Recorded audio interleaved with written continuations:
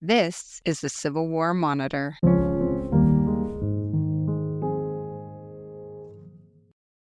Civil War Breakthroughs. The Technological War is brought to you by the Civil War Monitor, a magazine that offers a fresh view of America's greatest conflict through the contributions of the country's top historians. It's not like everybody's shooting the same type of bullet, Union and Confederate armies. It's all different. There's all kinds of innovation. And that's what war does, right? I think war encourages innovation. What are more effective ways that we can kill, more effective ways we can neutralize the enemy?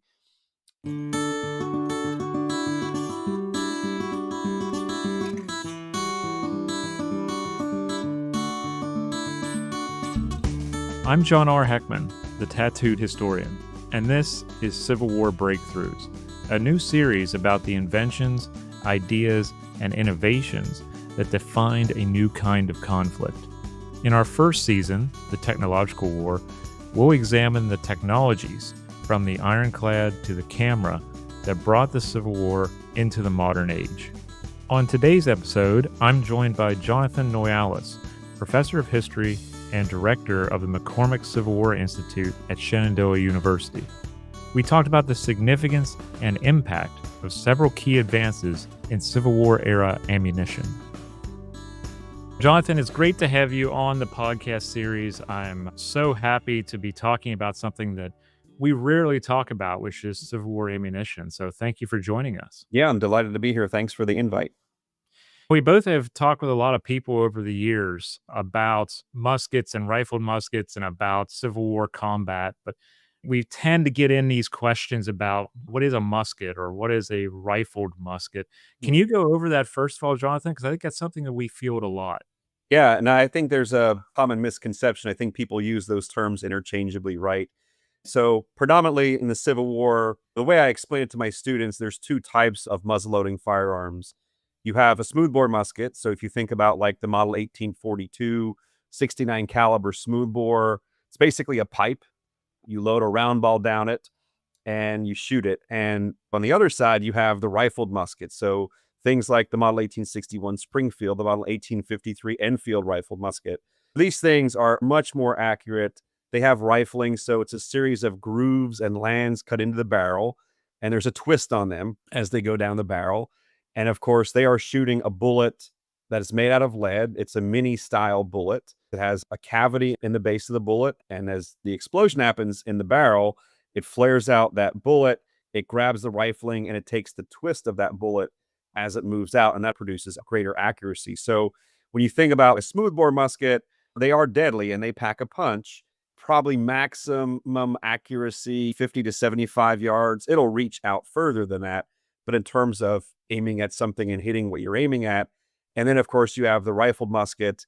On the hands of a well-trained marksman, you could accurately hit something 3, 4, 500 yards away.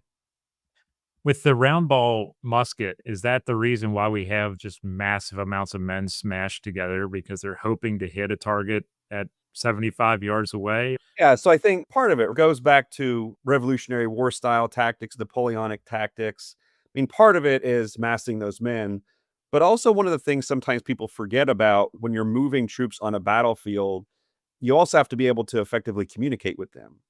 And so having troops massed together, you think about how you can communicate on a Civil War battlefield. You have voice commands, you have drum, you have bugle. So you have to have these troops massed together to move. But certainly the smoothbore technology contributes to those types of formations that are used on the battlefield. I hear a lot of times people asking about cartridges. They'll hear that their ancestor received 40 cartridges before they went into battle or 80 cartridges before they went into a battle. And sometimes people don't understand the concept of a paper cartridge. Can you go over that a little bit, Jonathan? If you're issued a cartridge, what does that cartridge look like or what is the components? So basic cartridge, and again, whether you're talking about a cartridge for a 69 caliber smoothbore or a 58 caliber Springfield musket, it basically has several components. There's the bullet, there's the black powder, and so traditionally the service charge and a Springfield musket, it's usually about 60 grains of black powder. And all of that stuff is wrapped together in a paper cartridge. And then when the soldier gets to loading that cartridge, you have to disassemble everything really quickly and load it. and then shoot it at your enemy. So the cartridge in and of itself, it's really a simple, basic construction, paper, black powder, and the lead bullet. But there are variations on this that make things a little bit easier for soldiers later on in the war. Yeah, I'm really interested in the variations because I've shot round ball before and I've actually shot buck and ball. Quite a few people have heard of buck and ball, but they don't realize the deadly potential maybe of buck and ball or the wounding potential of buck and ball. We hear sometimes of the Irish Brigade having buck and ball and other units. What are we talking about when we talk about a buck and ball round as compared to just the round ball? So buck and ball, you're right, it is extremely deadly.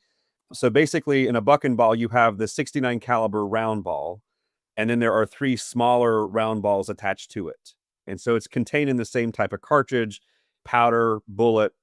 But these things are extremely deadly. And actually, there are officers throughout the war, particularly in closer distances, closer ranges, that preferred smoothbore muskets and buck and ball.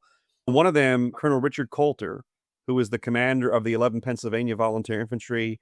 For your listeners who are aficionados of the Battle of Gettysburg, the 11th has probably one of the most iconic monuments on the First States Field, standing out there in Oak Ridge. Sally Ann Jarrett, the mascot, the Brindle Bull Terrier mascot, sitting at the base of that monument. But Colonel Coulter actually preferred buck and ball, especially at those close distances. And not to get too much off our track here, but if you look really closely at the 11th Monument at Gettysburg, the soldier is holding a Model 1816 conversion. These are actually flintlock muskets at the outset of the war that were converted from flintlock to percussion. So they're using the percussion cap ignition system, and they were 72 caliber. And so you could actually shoot the buck and ball out of them. That's why when that monument was being created, the 11th Pennsylvania, that was their nod to Colonel Coulter, like, hey, the smoothbore really is at times a superior firearm, and the buck and ball is a superior type of ammunition if you're shooting in that 50 to 75, 90-yard distance. So those are the guys that really chewed up Iverson's That's brigade correct. coming across the field on July 1st. I never realized that they had buck and ball Yeah. until this conversation, and that Yeah. makes it even more interesting to me about how that advance was checked so readily by that group. Yeah, I think there were two companies of the 11th that actually had smoothbores at Gettysburg. I could be wrong, but if memory serves, I think that's the case.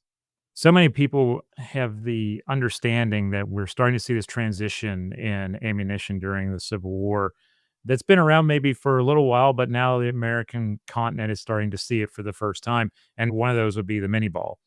How does that really impact the idea of ammunition in the Civil War? Because I've often told people round ball to me was like throwing a knuckleball, but the mini ball was like throwing a football. How has that really transferred into US military thought at this time and even Confederate military thought? Yeah, that's a great analogy.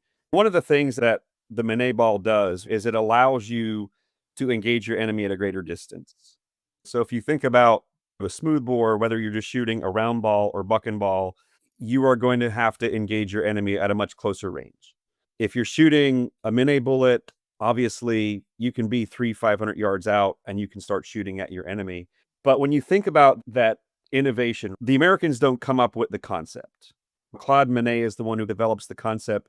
But the bullet that's used during the Civil War, the popular bullet that's conical shaped, the three grooves, the hollow base, that's really the design of James Henry Burton, who was the master armorer at Harper's Ferry in the mid 1850s and was really tasked with trying to figure out, like, how do we take what Europeans have done with the conical shaped bullet and make that more effective. And it's really interesting if you look at the technology going back to the 1830s and 1840s. The Europeans were trying to figure out, how can we make a bullet in a rifled musket expand and grab the rifling?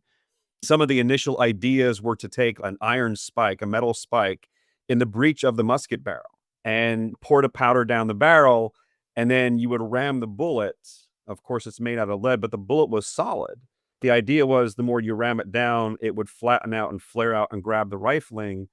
Problem is, you deform the nose of the bullet if it's conical in shape, and that, of course, impacts the accuracy of it. And so then you get to Manet, who is developing this idea where there's this little iron plug in the base of the bullet that when you fire, it expands and pushes out the lead. But Burton is the one who basically says if we have a conical bullet with a thin lead skirt, that explosion is just going to flare it out and grab the rifling. So I don't think Burton really gets enough credit for the role that he plays in designing a bullet for a war that he doesn't even know is going to be fought.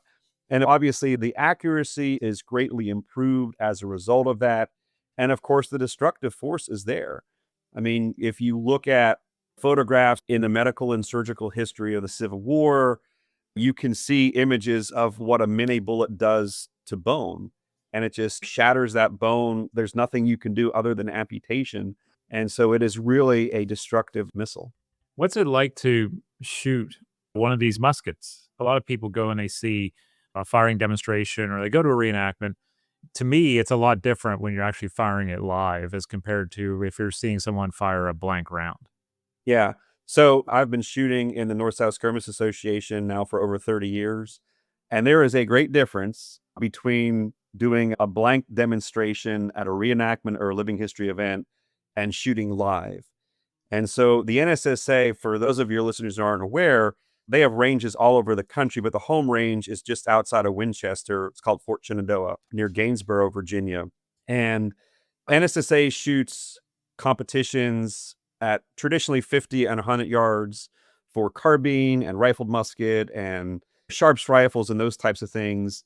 And then they have smoothbore competitions at 25 and 50 yards. One of the things that shooting live ammunition does as a historian is it really helps you understand the deadliness of combat and the accuracy of these weapons. Because again, you've done living history earlier in your life. I've done it. And I remember speaking to people at different places, whether a state battlefield park, a national battlefield park, whatever the case is. And there is this misconception that Civil War firearms were inaccurate. And that's not at all the case. So you think about shooting a live round at 100 yards. So for example, North South Skirmish Association, traditionally the 100-yard target is a 6-inch tile. A team of 8 people could clear those targets in like 87 seconds. The team that I shoot on, like we've done that over the years at 100 yards. So put a 6-inch tile over your face, okay? And think about looking at that at 100 yards. Very quickly, those things are going down. So those muskets, that type of ammunition, it is deadly, deadly accurate. And the same for smoothbore. When you think about shooting a smoothbore live ammunition at 25 yards, shooting at a clay pigeon. So what is that, like 3.5 inches roughly in diameter? It just obliterates the pigeon. And actually, oftentimes it will suck the pigeon. So we put the pigeons on a cardboard backer and it will actually suck the pigeon through the cardboard. So it leaves this big, massive hole. And so when you shoot live, I think you have a greater appreciation for the accuracy of it all and for the destructive nature of it all, because it just pulverizes those things, those targets. Do you think there's a timeless issue going on here with men under fire not aiming like they would normally? Like they're anxious, they're amped up, they're seeing their people go down next to them. Do you think, especially when they're green, they're not really aiming as well as they should be or could be, or they're just firing away just to maybe even just scare their opponent? And that's where this idea of, oh, everything's inaccurate comes from? Yeah, so that's a great question. There are a lot of studies, and I know you're aware of these, not only from the Civil War, but from like World War II and Vietnam, that explore soldiers in combat. Because you would think about, why are the casualty rates as high as they are? Why aren't they higher? And so people are saying, well, maybe they're not really aiming or they're shooting above the target or whatever the case is. I've never been in combat. I don't think you've ever been in combat, right, John? No. I don't know what it would be like to stare down the barrel of a firearm pointing it at another person. So soldiers have those individual battles that they're going through. Can I do it? But one of the other things that really ties into this idea that Civil War firearms are inaccurate is the type of cartridge. So we talked about the cartridge that's used in the smoothbore musket and the rifle musket. You have the bullet, the powder, all wrapped in paper. One of the things that people oftentimes don't think about is that when you're in combat and you're going through that 9-step loading procedure, you have people who are shooting at you. You're in a very tense, anxious environment, and you have to think about, I'm tearing the cartridge. Am I getting all the powder down into the musket? General Joseph Mansfield, who was the famed commander of the 12th Corps, mortally wounded at the Battle of Antietam. Just 6 days before the Battle of Antietam, he wrote a letter extolling the virtues of a new type of cartridge that was being used. It's called the Johnston & Dow. And one of the things that General Mansfield discussed was the fact that so many soldiers, when they're on the battlefield and they're moving on the battlefield, they're shaken, they're not getting all the powder into the musket. And so instead of loading that 60 or 70 grain service charge, you might only be getting 20 or 30 grains. Well, that bullet's not going to go far. It's just going to die in midair and not hit anything. And so when you think about the inaccuracy of Civil War firearms, or the perceived inaccuracy, I think you have to take that into account. So there is the personal perspective of the soldier. Can I do this? There is, I just want to shoot as quickly as I can to create as much of a ruckus as I can. Hopefully that will deter the enemy. But then there's like that practical, am I getting all the powder in the musket that I need in order to make the shot as accurate as possible? And so that's a real concern for officers. What is this Johnston & Dow cartridge that he's speaking of? Yeah, so this is something that's a great innovation during the Civil War. This is a combustible, self-contained cartridge. So you have the basic components. You have the black powder, you have the bullet. Only the powder is wrapped in paper, and it's fixed to the bullet. So the bullet is exposed. On a regular musket cartridge, it would not be exposed. The paper itself was treated with collodion, the same stuff that photographers were using to develop photographs at that time was used to waterproof the cartridge. And so you would load, instead of tearing the bullet and pouring the powder, all those types of things, you would just load the entire cartridge. You would just ram the whole thing down. Think about all the steps that takes out of the equation. You don't have to worry about losing powder. And that was one of the things that General Mansfield, September 11th, 1862, was writing to officials in Washington about the superiority of this cartridge. Now my guys can load while they're moving and not have to worry about spilling any powder. And you know that every round that's coming out of the musket at the same time is going to have that same amount of accuracy. There are soldiers from like the 10th Maine at the Battle of Antietam who use that cartridge, extolling its virtues. There are also these moments during the war where Union soldiers are attributing their victory over a numerically superior foe to this type of cartridge. There's a very small engagement that happened on July 20th, 1864, just north of Winchester. It's called the Battle of Rutherford's Farm. And it really is, as Civil War engagements go, a really, really small sized battle.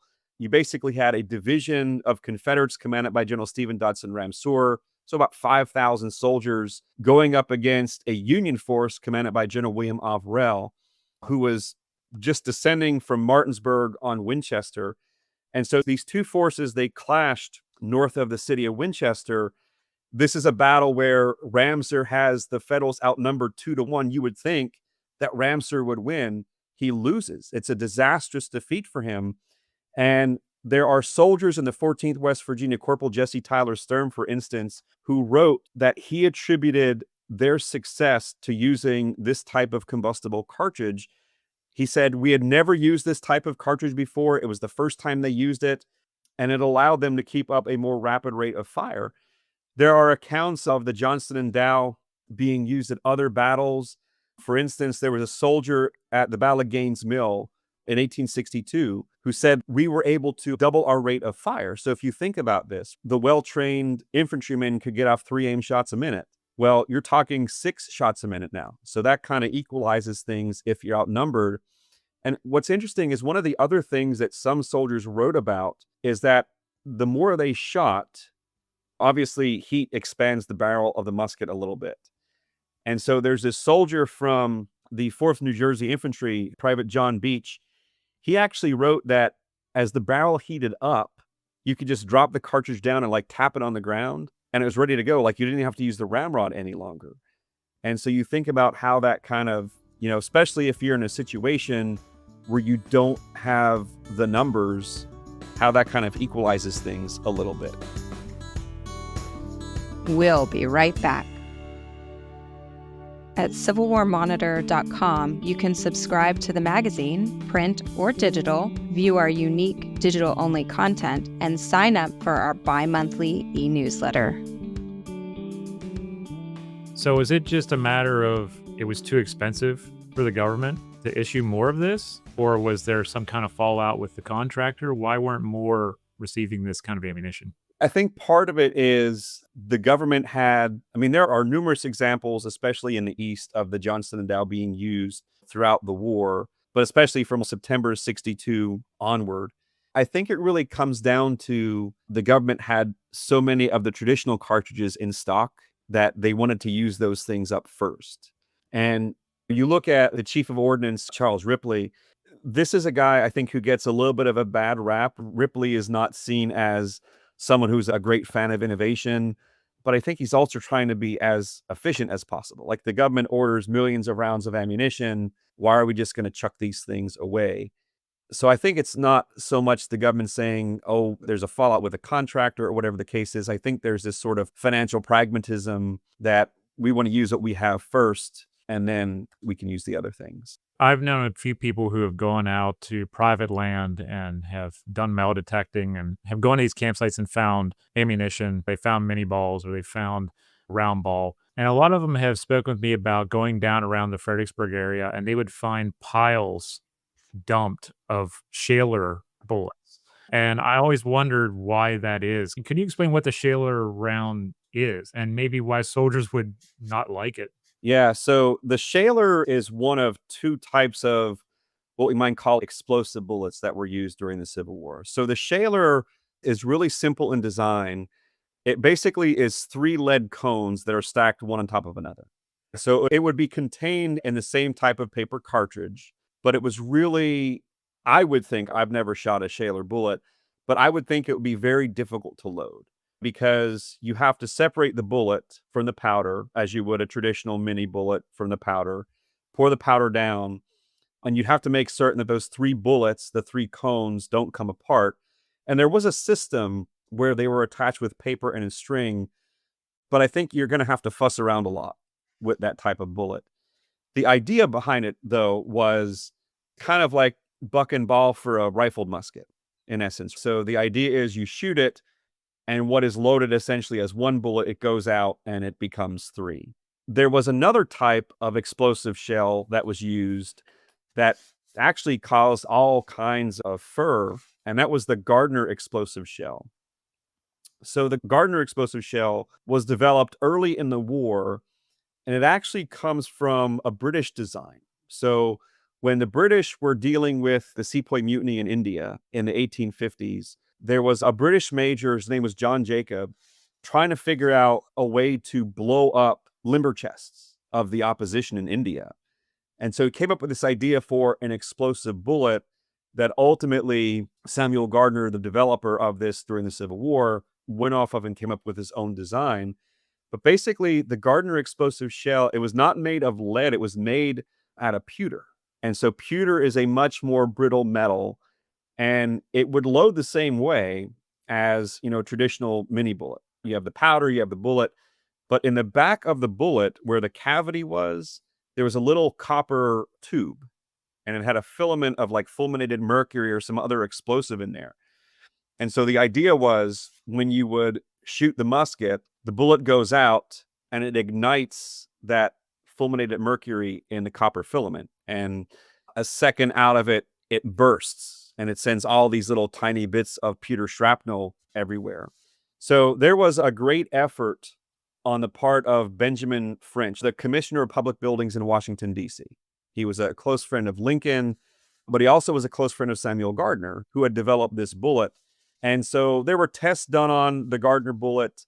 Ultimately, it was used at different points in the war, but not with any great degree of frequency because there were challenges that come with it. I think most notorious would be the 2nd New Hampshire Infantry. They were issued Gardner explosive shells at the Battle of Gettysburg.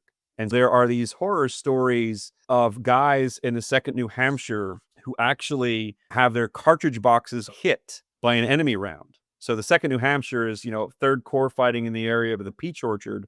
And when their cartridge boxes are hit, well, the box blows up, and then you have a secondary explosion where all these other shells are exploding. And there's actually one really horrific story of a corporal from that regiment who had been wounded.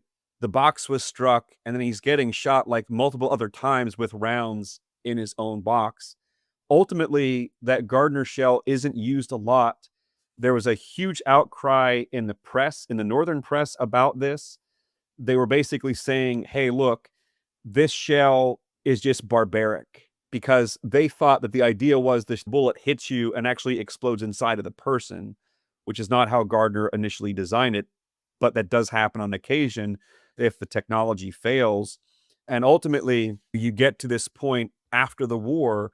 I mean, there were like international tribunals held that outlawed it. There was one in St. Petersburg, Russia in 1868, where this tribunal was held to basically outlaw this type of explosive bullet in combat because it was seen as barbaric. Like a regular bullet was going to stop someone just as effectively as this, but the Gardner, if it worked as it should have worked, made the wounds all that much more horrific.